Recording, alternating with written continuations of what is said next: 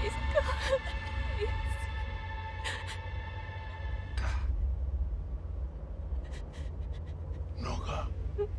Winter in general has all sorts of movies and stories that they're based off of. Heck, the very first episode of this show was all about the Thing and its source material Who Goes There. And now in the middle of winter, at least in my home state of Colorado, I think it's time to look at one of the better vampire properties of the 2000s and a great limited series comic. 30 Days of Night was originally pitched as a movie, but when it was turned down, the comic came out and put the author's name on the map.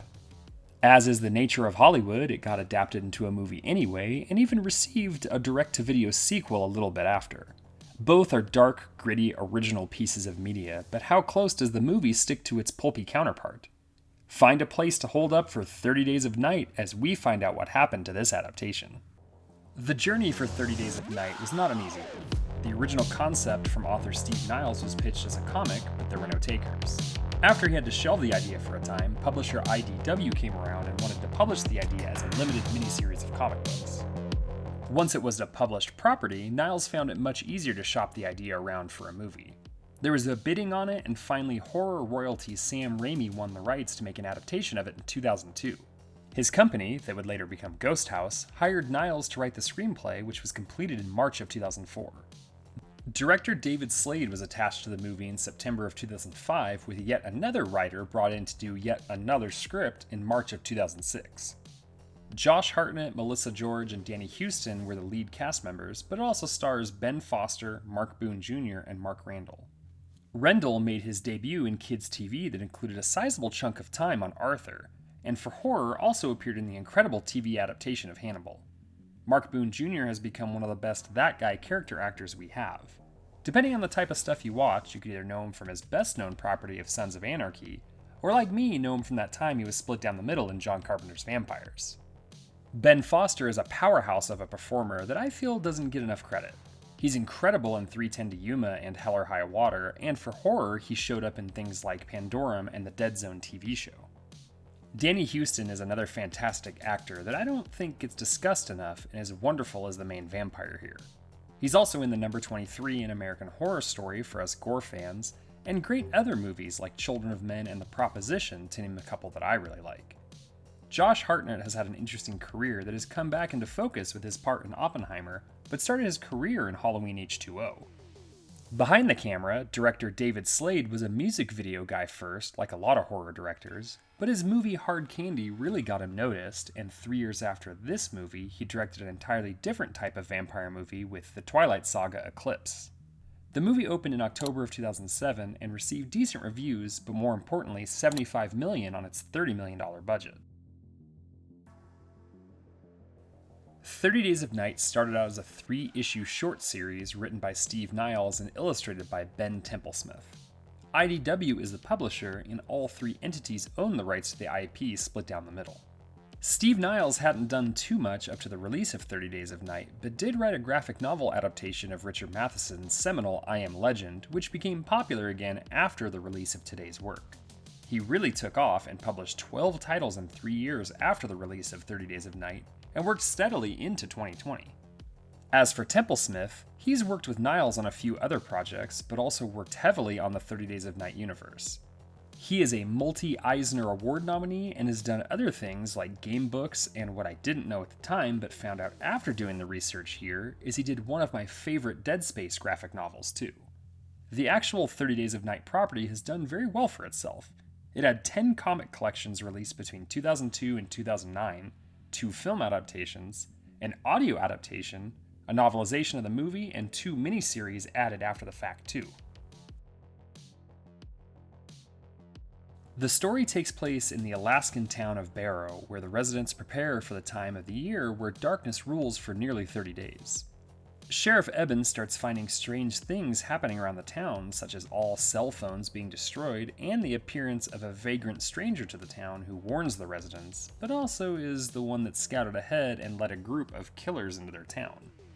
It turns out that this group of killers is actually a group of vampires led by Marlowe, who decided to take advantage of the long-lasting darkness to feed on the poor residents of Barrow. They also take out some of the power stations and slowly close in on the rest of the townsfolk, who hide away and slowly get picked off one by one. Sheriff Eben decides that there's really no other way to deal with the vampires than becoming one himself and injects some of their blood into his own stream. He turns, but has enough humanity left to realize he needs to take out the vampire group and goes for their leader. After a fight in which some of the other vampires are killed too, Eben emerges victorious and saves the remaining townsfolk before admitting he doesn't want to remain the undead forever. He sits with his wife Stella and watches the sunrise only to die like vampires do. In addition to the basic overall plot with mostly similar names, the movie and book share a very similar dark tone. The art style of the comic is almost minimalist in what it shows while still being an incredibly violent and gory piece of literature.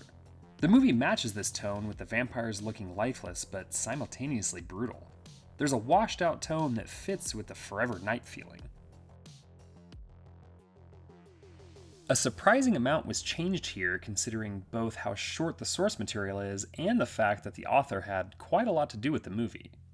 The book stranger that comes into town seems to be almost vampire already and is killed by Eben and his team, while in the movie, he talks about how he expects the vampires to turn him and make him one of their pack. He's also killed by Marlowe when the vampires go to investigate the jail. Marlowe in the movie is the leader of the vampire crew, but in the comics, he's actually killed by Vicente, who comes to Barrow to clean up the mess that Marlowe has made. He finds out about the mission through emails, and there's a whole other group that is trying to prove the existence of vampires. Eben kills Vicente in the climactic fight instead of Marlowe. The movie also focuses on a handful of other side human characters, while the comics really just focus on the vampire story and lore, and Eben and Stella on the human side.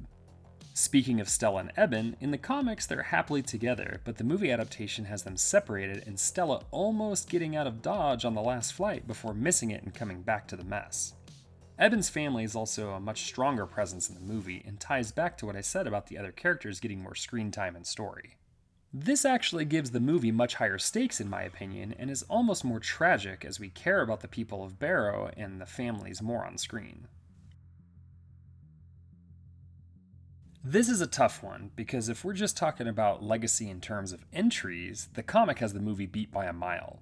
Its universe was expanded by multiple authors, and the lore of the vampires within creates an entire universe to explore.